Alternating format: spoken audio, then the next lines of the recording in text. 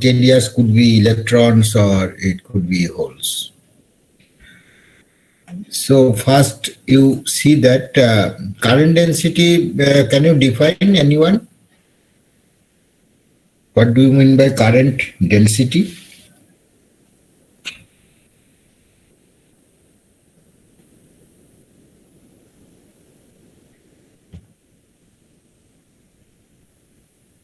So it is the current flowing through unit cross-sectional area. So this current density, drift current density, is given by J equal to Qn into Vd. J is the current density, Q is the electronic charge, N is the density of charge carriers, and Vd is the average drift velocity. As you know that drift velocity means velocity of carriers under the influence of an electric field. So it indicates the velocity of carriers under the influence of an electric field. That is called drift velocity. And Vd indicates or denotes the average drift velocity of the charge carrier, and Q is the charge of each carrier. So instead of having this average drift velocity, we can consider the individual velocity. So you assume that there are n number of charge carriers within the unit volume. That means you can assign some numbers. That is ith carrier means 1, first carrier, second carrier, third carrier, then up to nth carrier. So the carrier velocity or the contribution of the current density due to ith charge, that is Ji. Ji is the equal to Q into Vi. So Ji is the contribution of the ith carrier to the current density. So current density due to the ith carrier can be given by Q into Vi. Vi is the velocity of ith carrier. So now in order to get the entire current density, you need to sum up over all the carriers. So J equal to Q summation I equal to 1 to n Vi. So it is the summation over all the velocities, means all the velocities of the carriers. So is it clear to you? Yes, sir.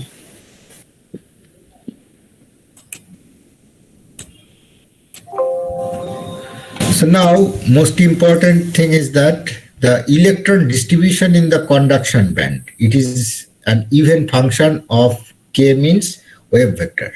It is an even function of the wave vector.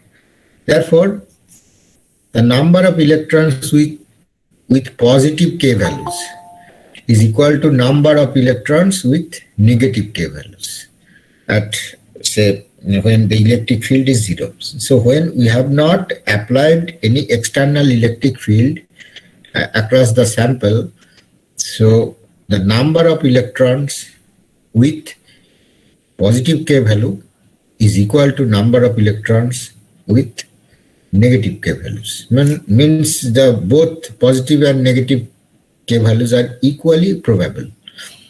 So therefore, we are not getting any net momentum. So net drift velocity is also 0. When we have not applied any electric field or any external electric field across the sample of a semiconductor, we are not getting any net momentum and hence no net drift velocity. So in the absence of an electric field, then a net current density in the sample is 0. So in presence of an external force F, what happens? A particle moves and it gains energy, and it can be given by the increment potential energy, that is denoted by dE, it is equal to force into incremental displacement. That means F into dx. And dx, you know the v, velocity of the particle, that is equal to dx dt. V equal to dx dt. So dx means v dt. So if we apply an external force, so electrons move to the empty states in the conduction band, which I explained in my earlier talk also, that when you apply an electric field, electrons will gain energy from the electric field and it will be raised to the higher energy level. And thus, there will be net momentum. So, in the presence of an electric field, you will get some net momentum. Momentum is not zero. Therefore, you expect that you will get a drift current density due to motion of electrons, and that is given by J. It is equal to minus Q. Minus Q is the charge for each electron, and then sum over all possible velocities of the n number of electrons within this unit volume. That means I, it actually varies from 1 to n over, and summation is over the I vi, this velocity. So net current density under the influence of an electric field can be given by minus q and summation over I from 1 to n vi. Vi is the velocity of the ith charge or ith electron, you can say. So if you have any question, you can ask me.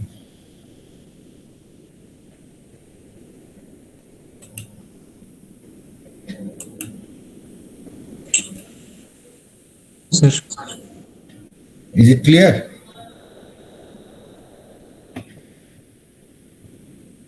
Yes, sir. Yes, sir.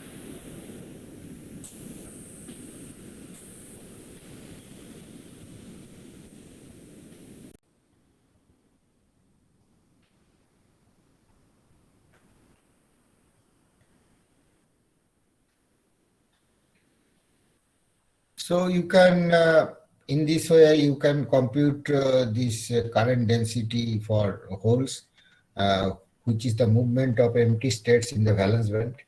And for electrons in a semiconductor, you have to consider the conduction band. Now we come to a very important concept of electron effective mass. You know that when an electron moves in a crystal lattice, its motion is different from an electron in free space. So because why it is different? Because in a crystal, there will be positively charged ions or protons and negatively charged electrons, which will influence the motion of electrons inside the lattice. So therefore, in addition to the external electric field, the electron will experience forces, internal forces, which will arise from the positively charged ions or protons or surrounding electrons. So therefore, we must combine all these forces. That means the net force or total force acting on an electron, that two parts. One is the external force and another is the internal forces which arise from the ions or protons or electrons within the crystal. So we can write this type of equation, that is F total. It consists of two forces. One is the applied force, that is called the external force, and the internal force. That is equal to mass of the electron. It is the rest mass of an electron into acceleration. It is the Newtonian mechanics from the Newton's second law of motion. You can write this equation. But the difficulty will arise how to compute these internal forces, because it is very complex, and it is also anisotropic in nature, means it is directional dependent. In a crystal, you know that the atomic arrangement in different directions is different. So therefore, the this is a direction dependent.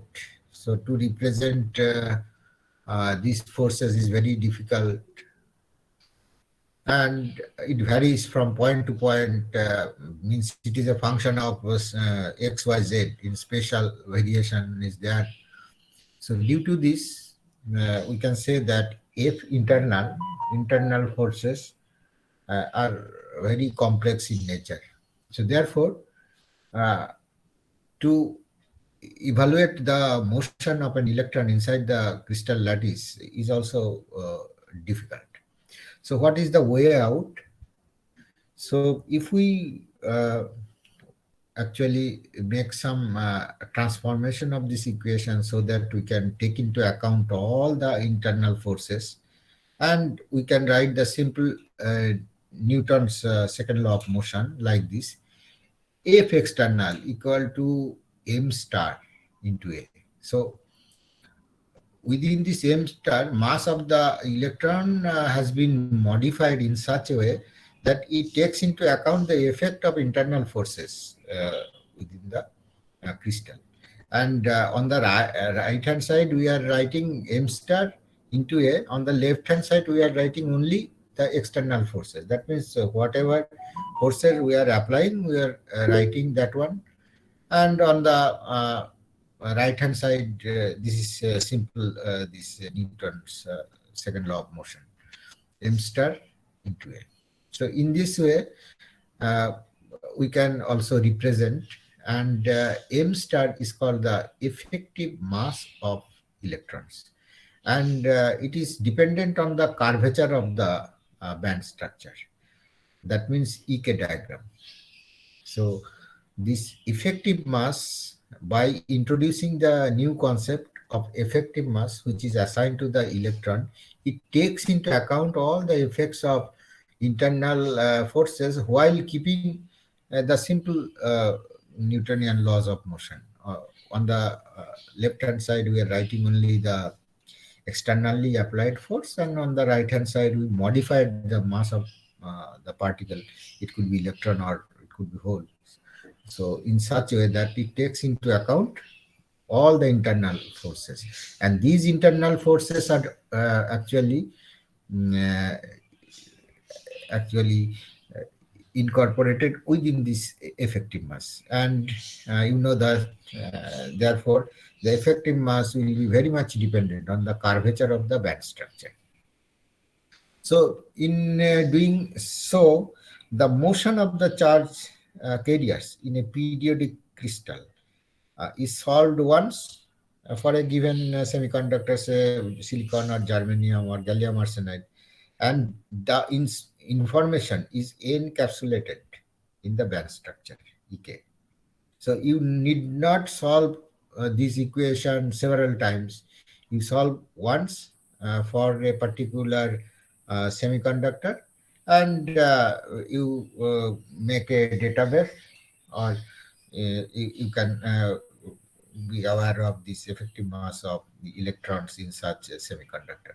So therefore, in the periodic crystal, uh, you have to solve once. It is already solved in many books of solid state physics, and if you know this one, and in this way you can actually save or actually store this information in the band structure of a particular material.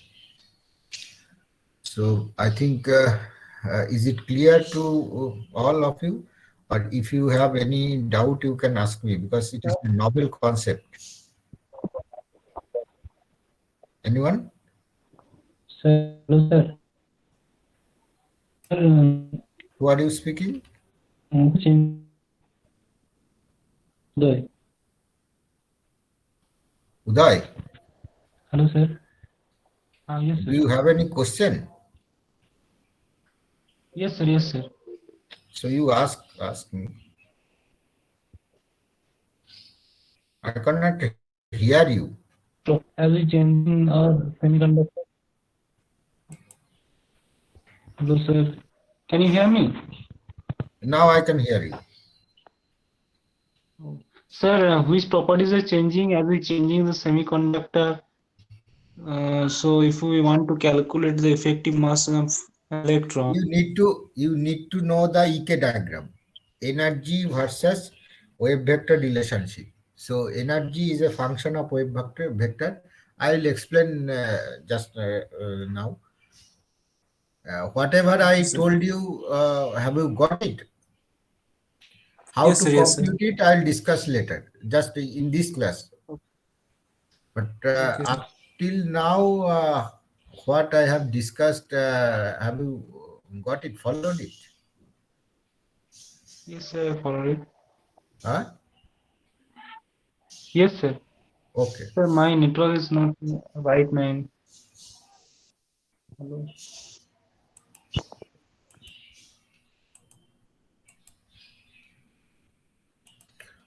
Now I come to how to calculate this effective mass.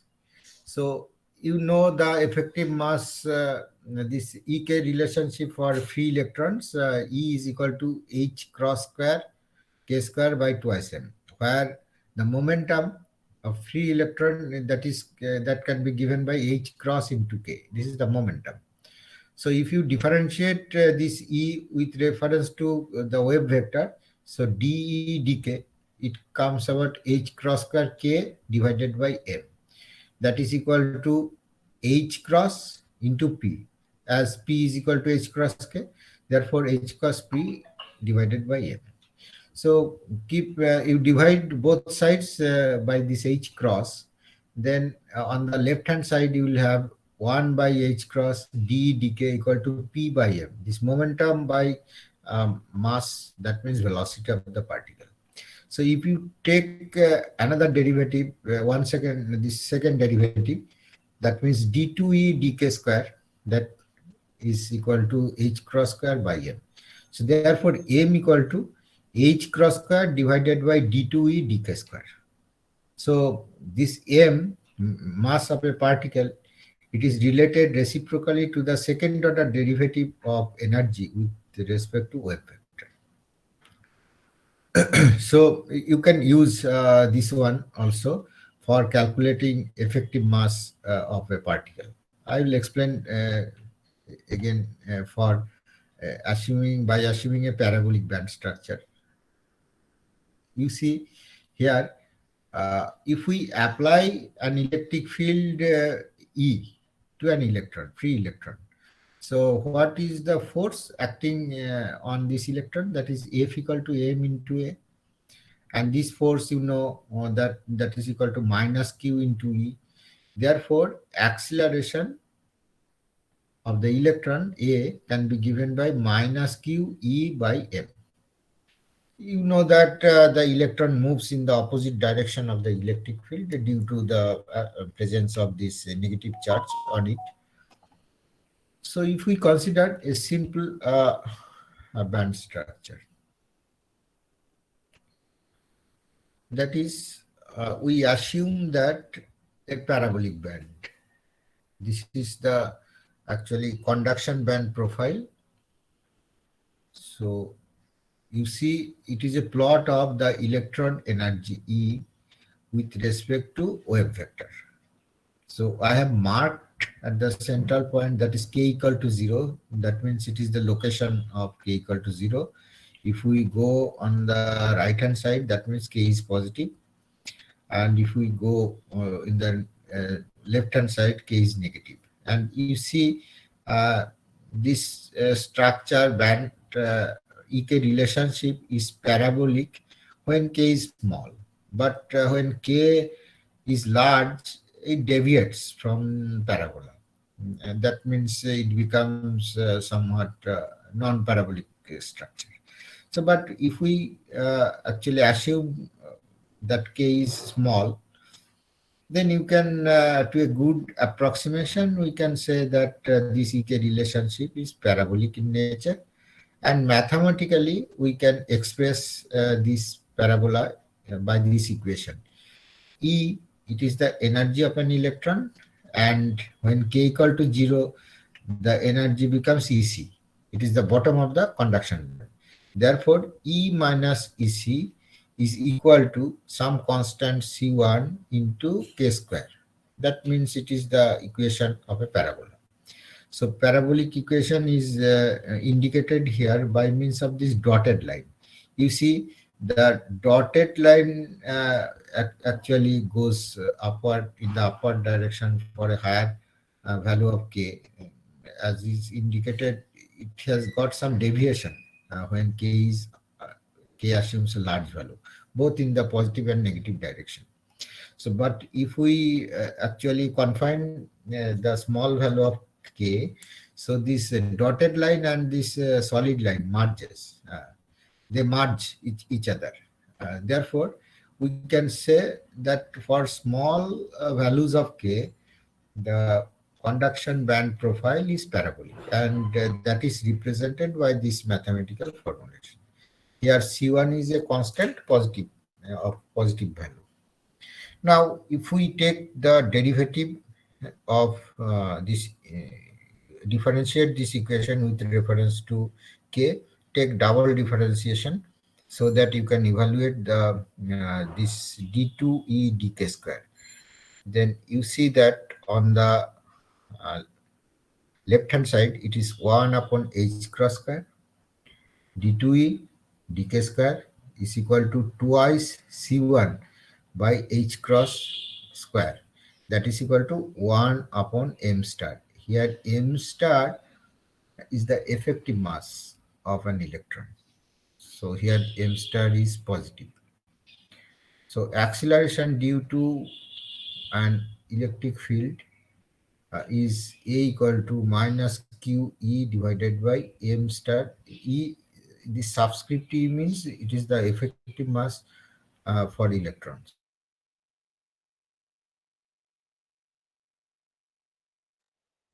So m turn for parabolic band. And you must note that the effective mass in case of a parabolic band is constant. It does not vary with k. But if we consider a non-parabolic band, you can also calculate it. That means when E into 1 plus alpha E, that is equal to C1 into k square. That is the, if we take into account the non-parabolicity of the band.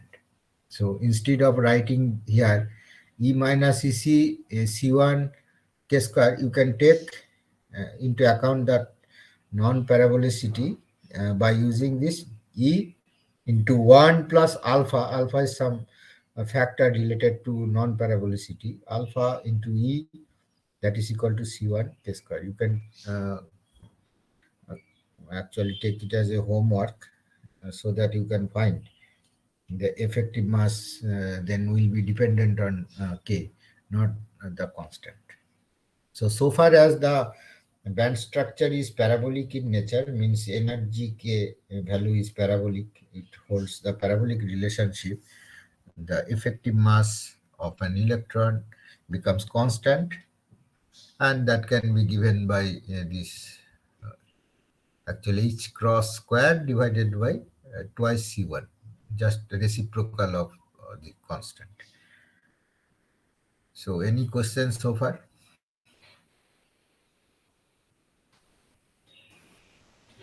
No, sir. No question. So here you see this double derivative of this energy with reference to wave vector. What does it indicate? It indicates the curvature. So in mathematics, you know that to calculate curvature y equal to some function fx. So curvature, you need to actually calculate double derivative d2 y dx square. It is related to the curvature at some point. It is a local phenomenon. Similarly, here also to compute effective mass, you need to compute this double derivative, the second order derivative of E with respect to K. Here we have assumed a simple band structure, that is a parabolic band structure, and that too is valid for small values of K. But it is not so. In case of this valence band is non-parabolic in nature. Even conduction band is also non-parabolic in nature when K is somewhat higher. So in that case, you will find that effective mass will change. It is dependent on the value of K. Another important thing is that you know that crystal is a anisotropic structure. It is not the isotropic one, because in different crystallographic directions, you know that 100, 110, 111, there are different crystallographic directions. In these directions, the uh, atomic density in this plane, atomic density is different. So therefore, you can assume, you can also easily assume that this band structure will also be different in different directions, and that will be reflected in the effective mass of electrons also. So this effective mass of electrons will not be same in all the directions throughout the crystal. It is dependent on the crystallographic direction as well. So it is very complex. It is not simple. You cannot represent it in a two-dimensional picture. You need to have a three-dimensional picture. There will be surface, surface, and you need to compute this derivative at a particular point in the scale, means at kx, ky, kz, and then you have to find the effective mass of an electron. So, what would be the value of effective mass of an electron with reference to its rest mass? Can anyone say? Is it higher or lower or something else or equal?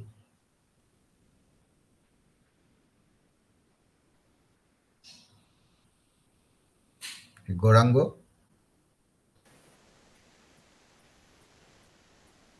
Yes, sir. So, can you say effective mass, whether effective mass is higher than the rest mass or lower than the rest mass or same?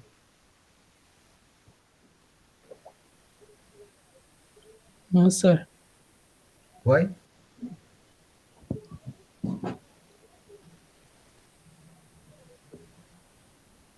Arkoprobho? Yes, sir. What would be the value of effective mass as compared with the rest mass of an electron? Is it higher or lower or equal?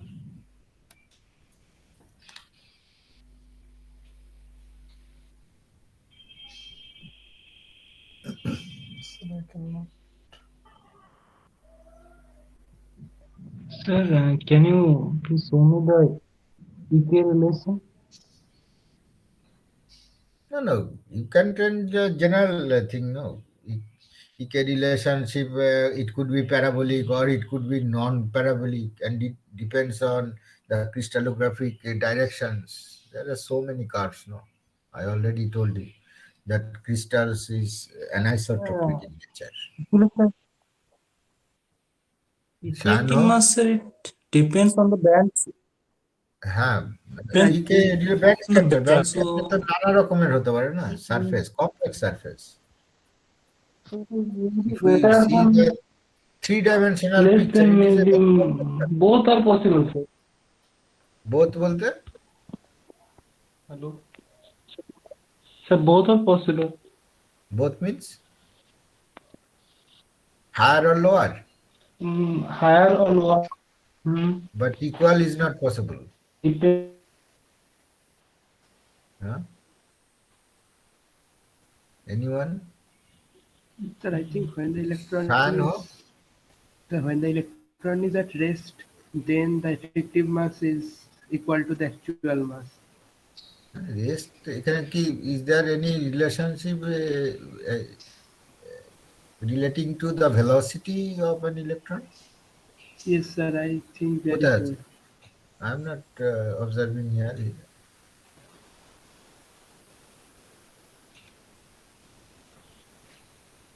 We are dealing with the case space, no?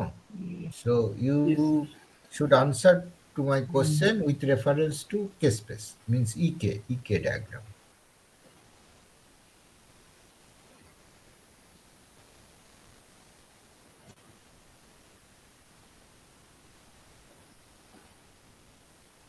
Although K is related to momentum and it is related to velocity, I am not going into that. It is, you tell answer to my question with reference to K.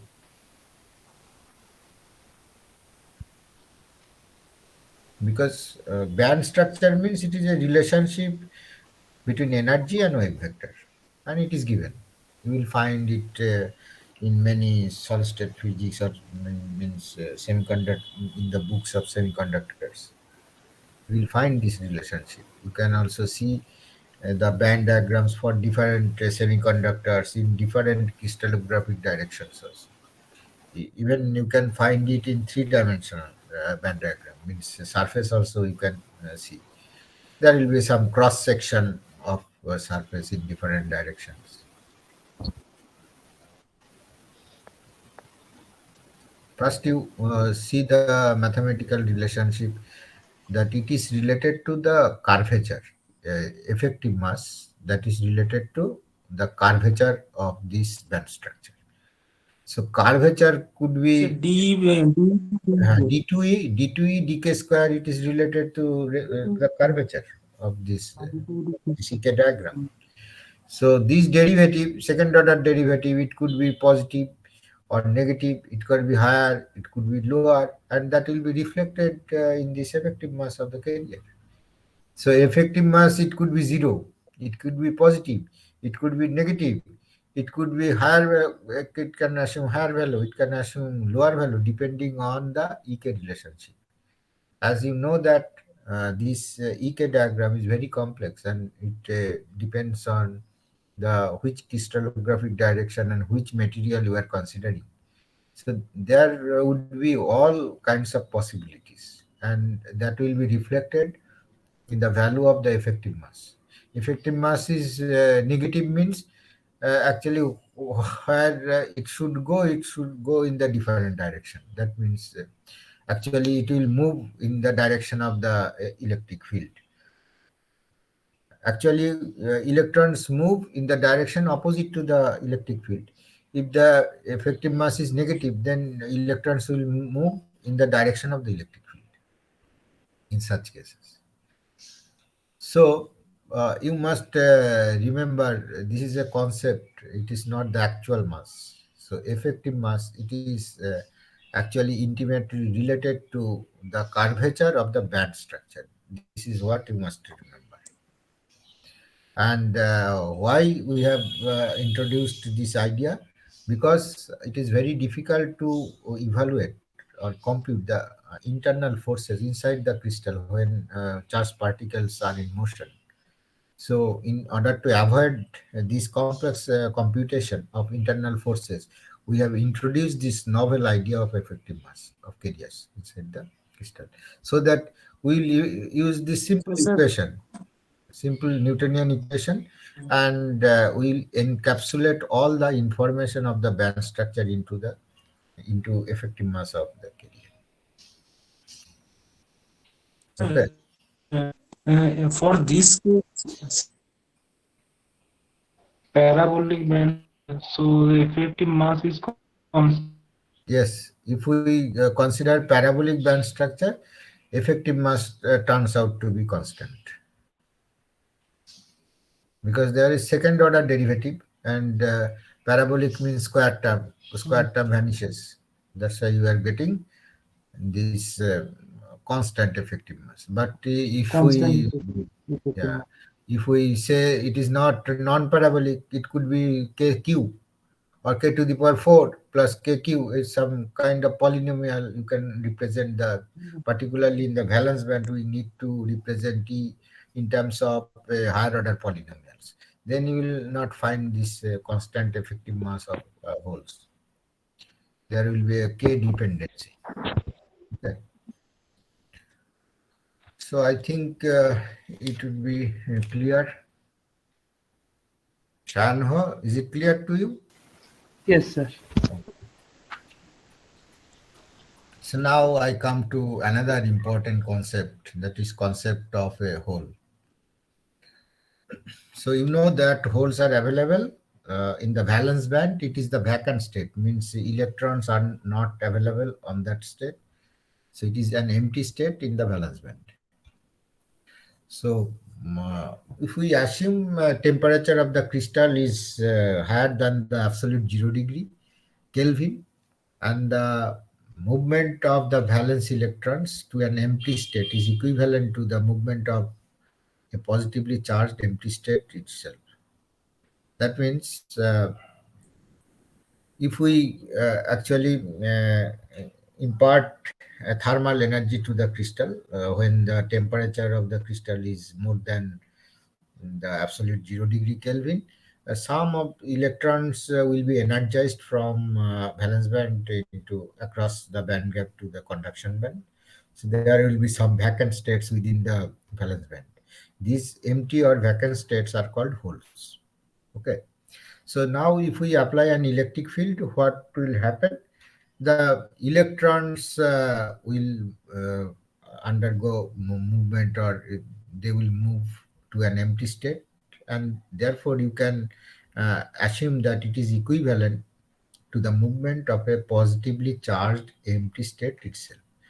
And this carrier, charge carrier, means this charge carrier, this is called a hole, is a hole. So now I'll mathematically prove that this movement is equivalent to the movement of an empty state itself. How can we prove it? So we assume that there are n electrons per unit volume in the band, and in an unit volume, you know, the current density J can be given by minus Q summation over all the field electrons, means I equal to 1 to n into Vi. Vi is the velocity of an electron in the valence band. You remember it. So electrons are moving into the empty state and under the influence of an electric field. So if there is no electric field, what will happen? Then there will be random motion of electrons from one empty state to another. There will be equally probable in one direction, and the same probability will also be in its negative direction. So net current density will be 0. So in the absence of an electric field, the net current density is 0. Therefore, J equal to minus Q summation over I equal to 1 to n summation over all velocities I Vi equal to 0. So now if a hole is created by removing the jth electron in the valence band, how can you create a hole in the valence band? Just you remove one electron from the valence band when it makes a transition to the conduction band, or it goes from one, breaking one valence band to another empty state. That is also possible. So if a hole is created by removing the jth electron, the net current density in the valence band, that is equal to current density summed over all velocities minus the contribution of jth electron to the current density. Here we have removed the electron from valence band to the conduction band. That means this electron is not available in the valence band. Then what happens? The net current density in the valence band, that is equal to current density summed over all velocities minus the contribution of the jth electron to the current density.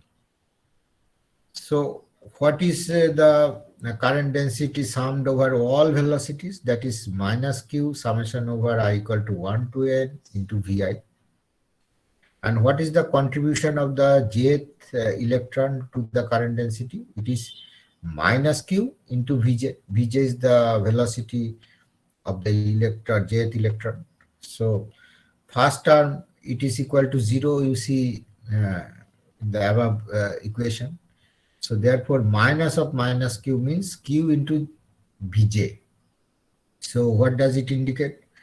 So creation of a hole means it is equivalent to that of a particle, to a charged particle with velocity Vj. So for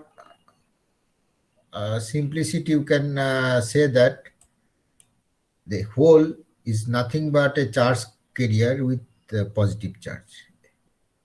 So a hole actually carries a charge of plus q.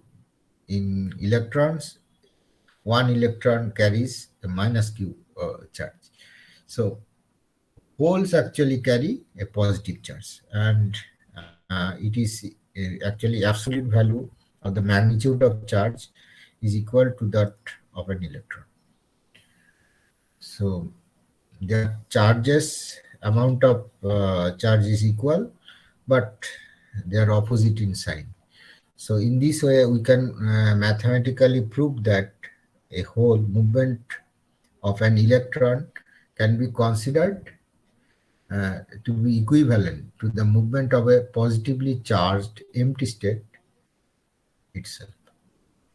Hole means there is no carrier, but you have to assign some charge which is equal to the positive charge, and this magnitude is equal to that of the charge of an electron.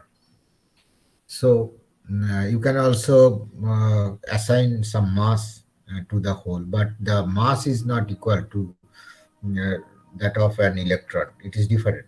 And again, you have to define effective mass of an hole when you consider the movement of holes inside the crystal. So it is not the rest mass, it must be an effective mass of a hole. And they are independent of each other. There is no relationship between the effective mass of electron and effective mass of an hole. Only there is relationship of the charges.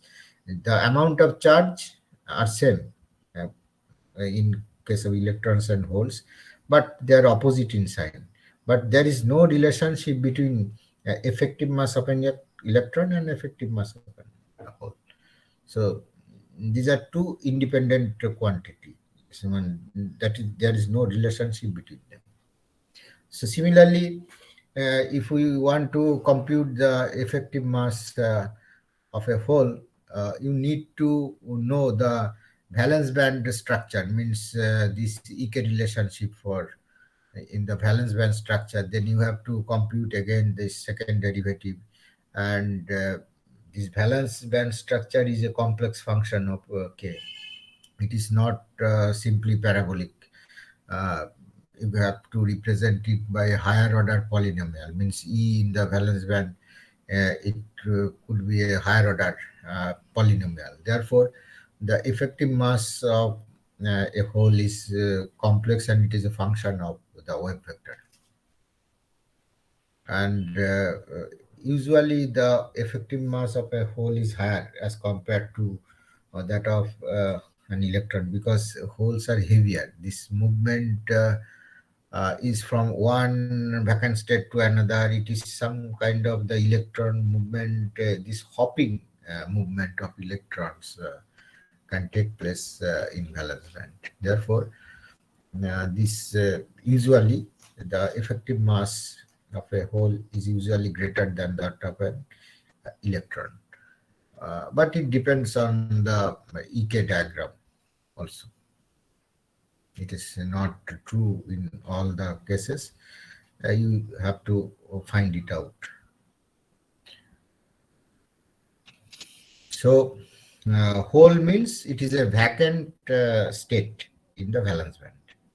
Means absence of any electron in the valence state is treated as a hole, and it is assigned to a positive charge, and this amount of charge is equal to that of an electron, and it has got a mass, and that is effective mass, and it can be computed from the knowledge of the whole EK diagram. So in a semiconductor, there are two kinds of free charge carriers. One is electron, another is hole.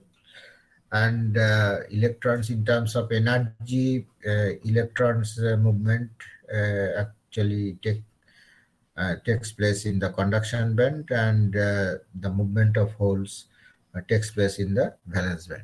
And these two bands are separated by this band gap or energy gap. So this much of idea you must know. This is the basic knowledge. So you must remember it. Any question?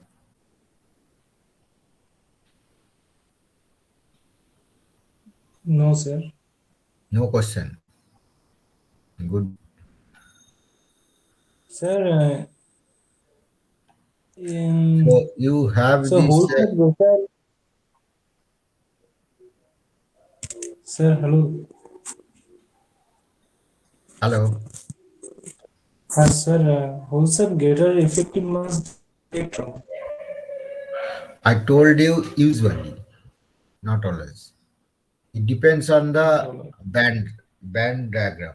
This band structure, EK relationship.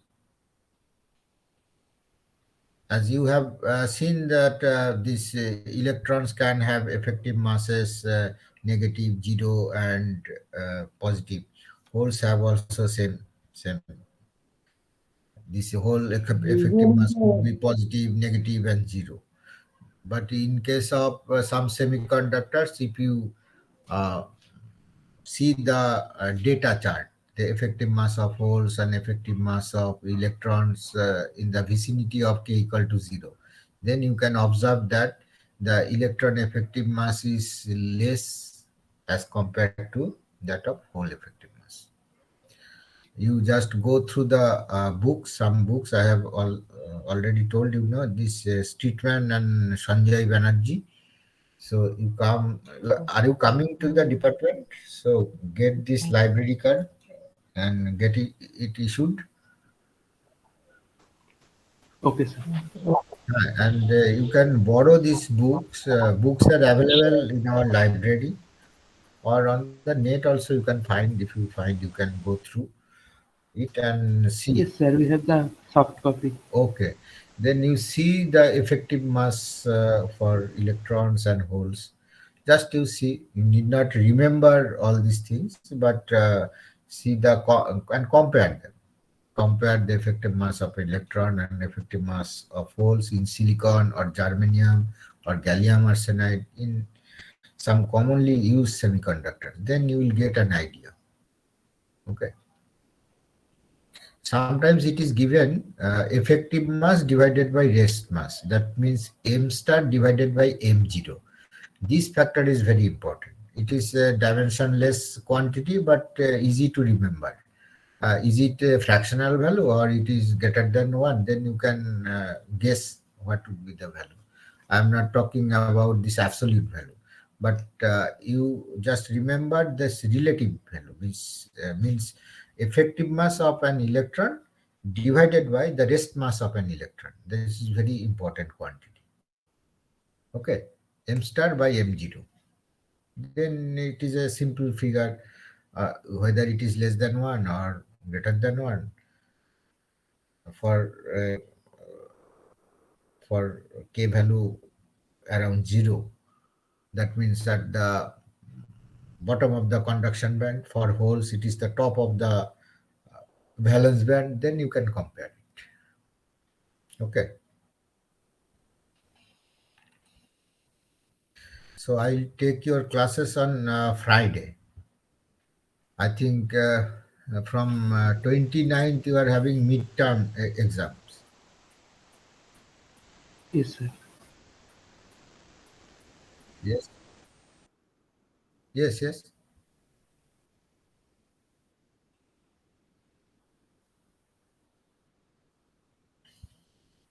No, actually I am occupied.